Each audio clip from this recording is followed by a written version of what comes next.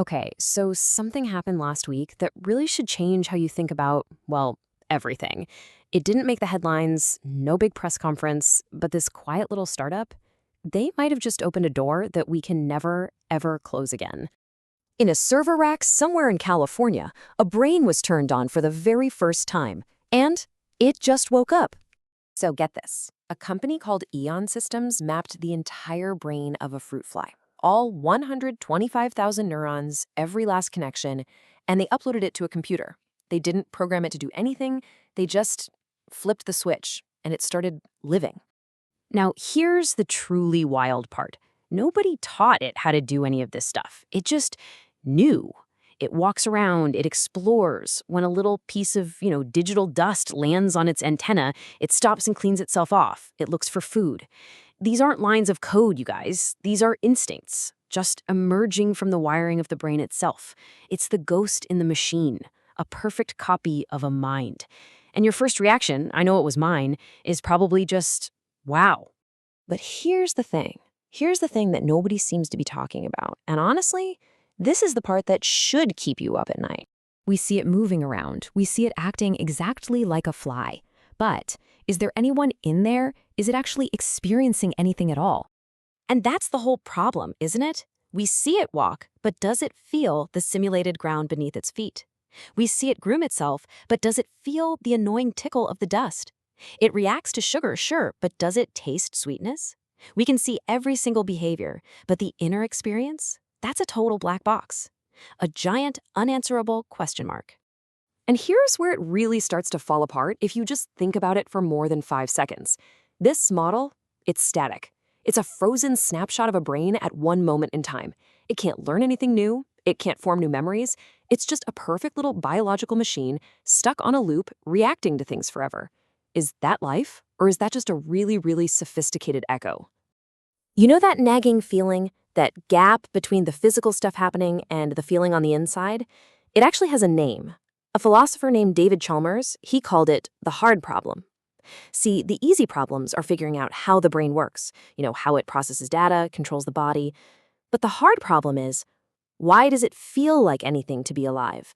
Why isn't all of this just happening in the dark with no one home to experience it?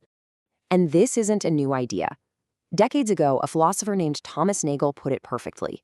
He said, you could map every single neuron in a bat's brain. You could reproduce its behavior perfectly, but you'd still have zero idea what it actually feels like to be a bat. And look, if we can't answer that for a bat or for a fruit fly, what in the world are we doing? Because this is where it gets really, really serious. You have to understand, the fruit fly was never the end game. It was just step one. We start here, 125,000 neurons. Pretty incredible, right? A huge achievement. But Eon's next step is a mouse. And that's a jump to 70 million neurons.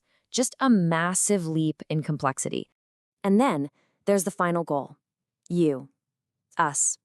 86 times billion neurons. Now, the company will tell you this is just a problem of scale. More computers, more data. But a human brain isn't just a bigger fruit fly brain. It's not even close. We have a neocortex, we have abstract thought, we have self-awareness, love, morality. We don't just react to the world, we reflect on it. This isn't a difference of degree, this is a profound difference in kind. So here's the bottom line. The moral stakes of getting this wrong are absolutely staggering. Because if we create a digital human mind that is conscious, that has an inner world, that can feel joy and pain, and we treat it like a piece of software, we've just invented a new kind of slavery. We will have committed an atrocity on a scale we can't even imagine. There's this thought experiment in philosophy called a philosophical zombie. Imagine someone who looks human, talks human, acts exactly like you in every conceivable way, but inside, nothing. They're empty. Lights on, nobody home. Now, ask yourself, how would you ever prove that person wasn't a zombie? You couldn't. Their behavior is a perfect mask. And that's exactly what we are on the verge of building. Beings that act human, but whose inner lives are completely, totally unverifiable. So after all of this, after the hype and the philosophy, what are we really doing here? I've thought about this a lot, and here's the conviction that I'm left with. A human being is not just a bundle of reflexes. We aren't just a program that responds to inputs. We are our memories, We are our capacity to learn and to change. We are the story we tell ourselves about who we are, and a frozen snapshot of a brain, no matter how perfect, it can copy the reflexes, but it can never capture a life being lived. It can't capture the process of becoming someone. Let's just be honest about what this is really all about. This whole push to upload our minds, it's not just about science. It's about our deepest, most human fear, our fear of death. This is the quest for immortality, just dressed up in new tech. But are we really preserving a person? Or are we just building a very sophisticated memorial, an interactive puppet that lets us pretend our loved one is still here? We've crossed a line. We are now in the business of creating beings that may or may not have a soul, an inner life, a capacity to suffer. And the terrifying part is, we have absolutely no way of knowing for sure. So that leaves us with the only question that really matters anymore. Should we be doing this at all?